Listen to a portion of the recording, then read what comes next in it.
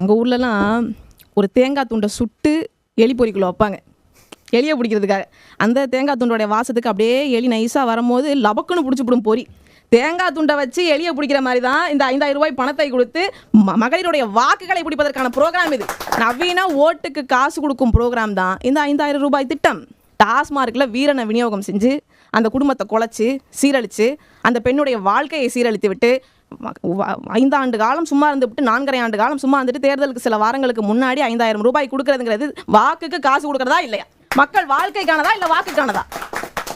ஒரு தலைமை ஒரு அரசாங்கம் மக்களுக்கான அரசாங்கமாக இருக்கணும், வாக்குக்கான அரசாங்கமாக இருக்கக்கூடாது. அப்படி நீங்கள் அள்ளி எறிகிற அந்த பணம் யாருடையது? யாருடைய பணம்? பட்டியலின மக்களுக்காக கொடுத்த பணம் இல்லையா? 14,450 கோடி ரூபாயை மடைமாற்றம் செஞ்சு இன்னைக்கு மகளிர் உரிமை தொகைக்காக தமிழக அரசு பயன்படுத்தி இருக்குதுன்னு சொல்லி ஒரு குற்றச்சாட்டு. நான் சொல்லலை, பத்திரிகையில் வந்த குற்றச்சாட்டு. இந்த இருக்க எவிடன்ஸ். அப்போ அதெல்லாம் சிந்திக்கணும், மக்கள் சிந்திக்கணும்.